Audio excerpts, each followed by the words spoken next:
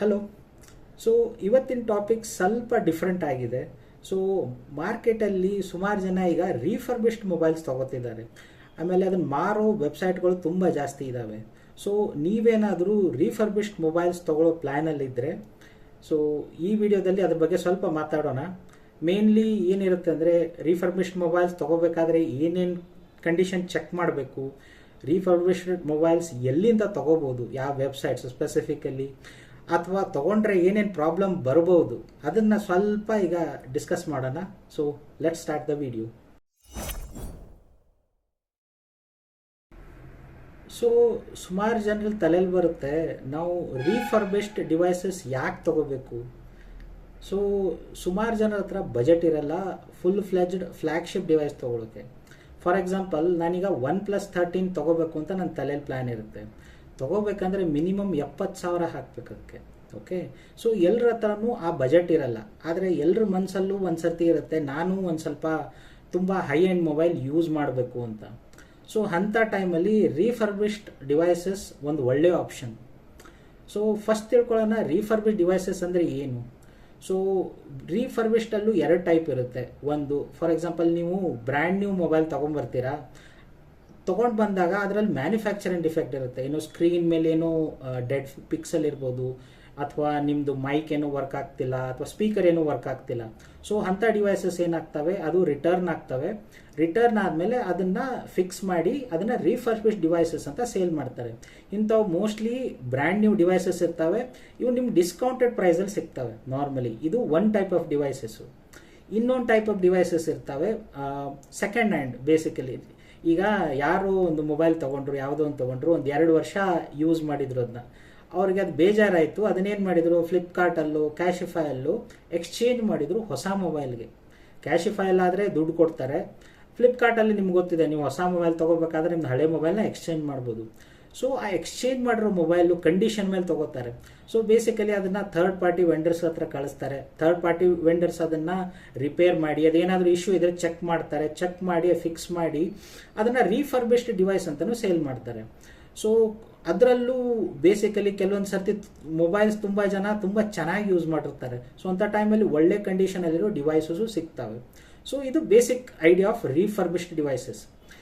ಈಗ ಯಾಕೆ ತಗೋಬೇಕು ರೀಫರ್ಬಿಶ್ಡ್ ಡಿವೈಸಸ್?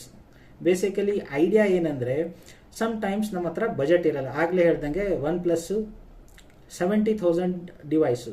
ಸೊ ನಮ್ಮ ಹತ್ರ 70,000 ಬಜೆಟ್ ಇಲ್ಲ OnePlus 13 ತೊಗೊಳಕ್ಕೆ. ಆದರೆ ನಾನು OnePlus 12, OnePlus 11 ತೊಗೋಬೋದಲ್ಲ. ಯಾಕಂದ್ರೆ ಸುಮಾರು ಜನ 1 ವರ್ಷಕ್ಕೂ ಮೊಬೈಲ್ ಚೇಂಜ್ ಮಾಡ್ತಾರೆ.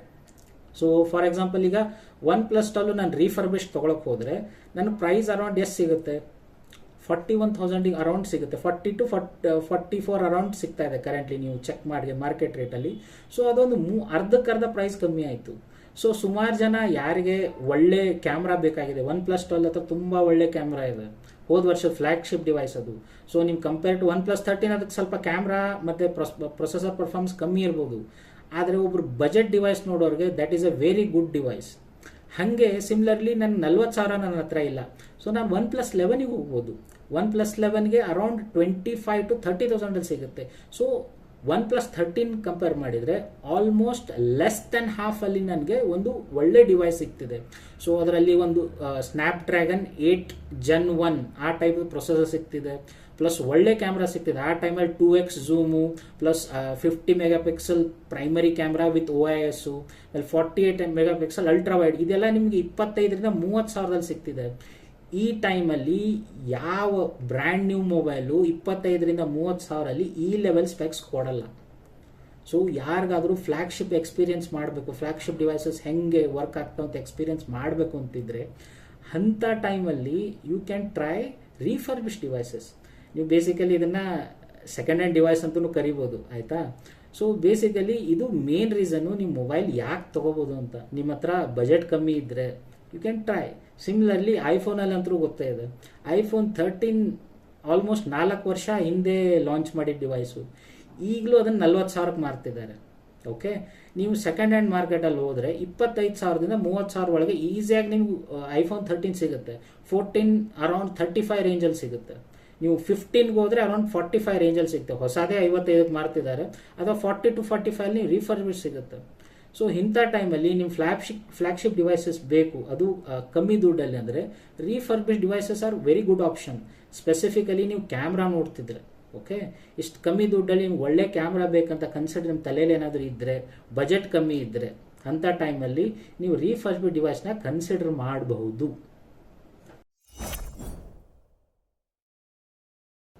ಈಗ ನೀವು ರೀಫರ್ಬಿಶ್ಡ್ ಮೊಬೈಲ್ ತೊಗೋಬೇಕಂತ ಡಿಸೈಡ್ ಮಾಡಿದ್ದೀರ.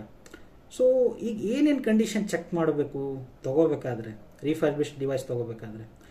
ಸೊ ಫಸ್ಟ್ ಆಫ್ ಆಲ್ ನೀವು ರೀಫರ್ಬಿಶ್ಡ್ ಮೊಬೈಲ್ ತೊಗೋಬೇಕಂದ್ರೆ ಫಸ್ಟ್ ಮೇಕ್ ಶೋರ್ ಮಾಡಿ ಅದು ಫ್ಲ್ಯಾಗ್ಶಿಪ್ ಮೊಬೈಲ್ ಇರಲಿ. ಫ್ಲ್ಯಾಗ್ಶಿಪ್ ಮೊಬೈಲ್ ಅಂದರೆ ಏನು? ಫಾರ್ ಎಕ್ಸಾಂಪಲ್ OnePlus 11, 12, 13 ಇವು ಮೂರಕ್ಕೂ ಫ್ಲ್ಯಾಗ್ಶಿಪ್ ಡಿವೈಸ್ ಅಂತ ಕರೀತಾರೆ. ಸೊ ನನ್ನ ಹತ್ರ ಈಗ ಬಜೆಟ್ ಎಷ್ಟಿದೆ ಅದ್ರ ಮೇಲೆ ನಾನು ಐದರ್ I can buy OnePlus 12 or 11, ಯಾಕಂದ್ರೆ ನನಗೆ 13 ತೊಗೊಳಷ್ಟು ನನ್ನ ಹತ್ರ ಬಜೆಟ್ ಇಲ್ಲ. ಸೊ ನಾನೇನು ಮಾಡ್ತೀನಿ, 12 ಕನ್ಸಿಡರ್ ಮಾಡ್ತೀನಿ, ಇಲ್ಲ 11 ಮಾಡ್ತೀನಿ. ಸೊ ಇವನ್ ಎರಡಕ್ಕೆ ಯಾಕೆ ಕನ್ಸಿಡರ್ ಮಾಡಬೇಕು, 11 ಅಥವಾ 12? 11 ಯಾಕೆ ಕನ್ಸಿಡರ್ ಮಾಡ್ಬೇಕಂದ್ರೆ ಅದರಲ್ಲಿ ಸ್ನ್ಯಾಪ್ಡ್ರ್ಯಾಗನ್ 8 Gen 1 ಪ್ರೊಸೆಸರ್ ಇದೆ. ಸೊ 8 ಸೀರೀಸ್ ಅದು ಒಳ್ಳೆ ಪ್ರೊಸೆಸರ್ ಇದೆ, ಓಕೆ. ಅದ್ರ ಜೊತೆಗೆ ಫ್ಲ್ಯಾಗ್ಶಿಪ್ ಕ್ಯಾಮ್ರಾಸ್ ಇದಾವೆ. ಸೊ ನಿಮ್ಮ ಹತ್ರ ಸೋನಿದು 50 ಮೆಗಾಪಿಕ್ಸೆಲ್ ಮೇನ್ ಕ್ಯಾಮ್ರಾ ಇದೆ ವಿತ್ OIS.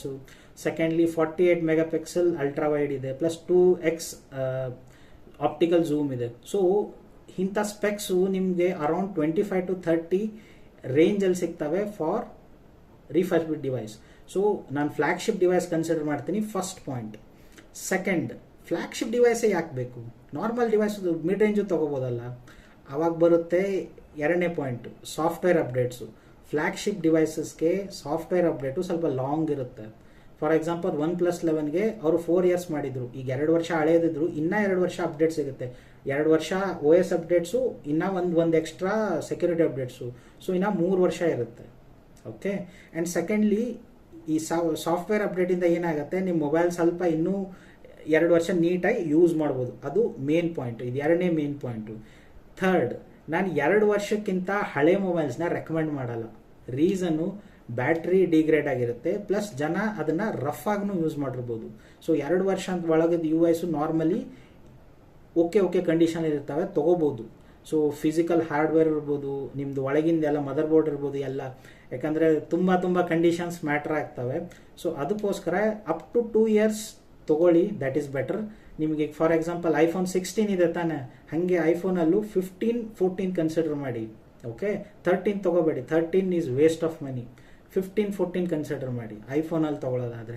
ಈಗ ಇನ್ನೂ ಬೇರೆ ಬ್ರ್ಯಾಂಡ್ಸಲ್ಲೂ ಫ್ಲ್ಯಾಗ್ಶಿಪ್ ಇದ್ದೇ ಇರ್ತವೆ. ಸೊ ಫ್ಲ್ಯಾಗ್ಶಿಪ್ ಬಿಟ್ಟು 2 ವರ್ಷ ಹಳೆ ಮಾಡಲ್ಸ್ ಇದ್ದರೆ ತೊಗೊಳ್ಳಿ. ಸೊ ಈ 3 ಕಂಡೀಷನ್ ಕನ್ಸಿಡರ್ ಮಾಡಿ ಯಾವಾಗಾದರೂ ನೀವು ರೀಫರ್ಬಿಶ್ಡ್ ಡಿವೈಸಸ್ ತೊಗೋಬೇಕಾದ್ರೆ, ಓಕೆ. ಈಗ ಯಾವ್ಯಾವ ಕಂಡೀಷನ್ ನೋಡಿ ನಾವು ಮೊಬೈಲ್ ತೊಗೋಬೇಕು, ರೀಫರ್ಬಿಶ್ಡ್ ಮೊಬೈಲ್ ತೊಗೋಬೇಕು ಅಂತ ಕ್ಲಿಯರ್ ಆಯಿತು, ಏನೇನು ಕಂಡೀಷನ್ ಕನ್ಸಿಡರ್ ಮಾಡಬೇಕು ಅಂತ. ಆದರೆ ಎಲ್ಲಿಂದ ತೊಗೋಬೇಕು ಅದನ್ನು? ಫಾರ್ ಎಕ್ಸಾಂಪಲ್ ನಮ್ಮ ಹತ್ರ ಯಾವ್ಯಾವ ವೆಬ್ಸೈಟ್ ಇದೆ ಅಂತ ತೊಗೊಳಕ್ಕೆ. ಸೊ ನಾವು ಮಾರಕ್ಕೆ ಹೋದರೆ ಅಮೆಝಾನ್ ಅವರು ತೊಗೋತಾರೆ, ಫ್ಲಿಪ್ಕಾರ್ಟ್ ಅವರು ತೊಗೋತಾರೆ, ಕ್ಯಾಶಿಫೈ ಅವರು ತೊಗೋತಾರೆ. ಆದರೆ ನಾವು ಅದನ್ನು ರೀಫರ್ಬಿಶ್ಡ್ ಡಿವೈಸಸ್ ಬೈ ಮಾಡಬೇಕು ಅಂದರೆ ಎಲ್ಲಿಂದ ತೊಗೋಬೋದು? ಈಗ ಸದ್ಯಕ್ಕೆ ಮೋಸ್ಟ್ ಟ್ರಸ್ಟೆಡ್ ಅಂತ ಕನ್ಸಿಡರ್ ಆಗ್ತಿರೋದು ಒಂದು ಕ್ಯಾಶಿಫೈ. ಅವ್ರು ಸ್ವಲ್ಪ ಜಾಸ್ತಿನೇ ಚಾರ್ಜ್ ಮಾಡ್ತಾರೆ ಬೇರೆಯವ್ರು ಕಂಪೇರ್ ಮಾಡಿದರೆ. ಆದರೆ Cashify is A very good option ನೀವು ಕನ್ಸಿಡರ್ ಮಾಡ್ತಿದ್ರೆ, ಯಾಕಂದರೆ ಅವ್ರು 6 months ವಾರಂಟಿನೂ ಕೊಡ್ತಾರೆ ಬೇಸಿಕಲಿ. ಮೇಲೆ 15 days ನಿಮ್ಮ ಡಿವೈಸ್ ಬರಲಿಲ್ಲ ಅಂದರೆ ಇಮಿಡಿಯೇಟ್ ರೀಫಂಡ್, ನೀವು ಒಂದು ಕಳಿಸ್ಬೋದು, ಇಮಿಡಿಯೇಟ್ಲಿ ಕೊಡ್ತಾರೆ. ಸೊ ಕ್ಯಾಶಿಫೈ ನಂದು ಫಸ್ಟ್ ಆಪ್ಷನ್ನು. ಸೆಕೆಂಡ್ ಬರುತ್ತೆ ಅಮೆಝಾನ್ ರೀಫರ್ಬಿಶ್ಡ್ ಅಂತ. ನೀವು ಅಮೆಝಾನಲ್ಲಿ ಹೋಗಿ ರೀಫರ್ಬಿಶ್ಡ್ ಮೊಬೈಲ್ ಅಂತ ಹೊಡೀರಿ. ಸೊ ಅದರಲ್ಲಿ ನಿಮ್ಗೆ ಅಮೆಝಾನ್ ರೀಫರ್ಬಿಶ್ಡ್ ಮೊಬೈಲ್ಸ್ ಲಿಸ್ಟ್ ತೋರಿಸುತ್ತೆ. ಸೊ ಅವ್ರ ಪ್ರೈಸಿಂಗಲ್ಲಿ ಓಕೆ ಇದ್ದಾರೆ, ಸ್ವಲ್ಪ ಜಾಸ್ತಿನೇ ಕನ್ಸಿಡರ್ ಮಾಡ್ತಾರೆ ರೀಫರ್ಬಿಶ್ಡ್ ಡಿವೈಸಲ್ಲಿ. ಆದರೆ ಅವ್ನು ಕನ್ಸಿಡರ್ ಮಾಡ್ಬೋದು, ಯಾಕೆ ರಿಲಯಬಿಲಿಟಿ ಚೆನ್ನಾಗಿದೆ ಅಮೆಝಾನ್ ಅದು. ಸೊ ಅಮೆಝಾನ್ ಅವ್ರು ಬಿಟ್ಟರೆ ನೆಕ್ಸ್ಟ್ ಇರೋದು ರೀಫಿಟ್ ಅಂತ ಇದೆ ಇನ್ನೊಂದು. ರೀಫಿಟ್ಟು ನೀವು ಮೋಸ್ಟ್ ಜನ ನೋಡಿದರೆ ಶಾರ್ಕ್ ಟ್ಯಾಂಕ್ ಇಂಡಿಯಾದಲ್ಲಿ ಬಂದಿದ್ರು ಅವರು. ಸೊ ಅವ್ರ ಡಿವೈಸಸ್ ಪ್ರೈಸಿಂಗು ಚೆನ್ನಾಗಿದೆ. ಸೊ ಅವ್ರದ್ದು ವಾರಂಟಿ 6 months ವಾರಂಟಿ ಕೊಡ್ತಾರೆ, ಎಲ್ಲ ಕೊಡ್ತಾರೆ. ಸೊ ಅದನ್ನು ನೀವು ಕನ್ಸಿಡರ್ ಮಾಡ್ಬೋದು ನಿಮ್ದು ರೀಫರ್ಬಿಶ್ಡ್ ಡಿವೈಸ್ ತೊಗೊಳಕ್ಕೆ. ಯಾಕಂದರೆ ಅವರು ಒಂದು ಸ್ವಲ್ಪ ರೆಪ್ಯೂಟೆಡ್ ಆಗಿದೆ ಈಗ ಸದ್ಯಕ್ಕೆ, ಅಟ್ಲೀಸ್ಟ್ ಶಾರ್ಕ್ ಟ್ಯಾಂಕ್ ಇಂಡಿಯಾ ಬಂದ ಮೇಲೆ ಸ್ವಲ್ಪ ರೆಪ್ಯುಟೇಷನ್ ಬಿಲ್ಡ್ ಆಗಿದೆ.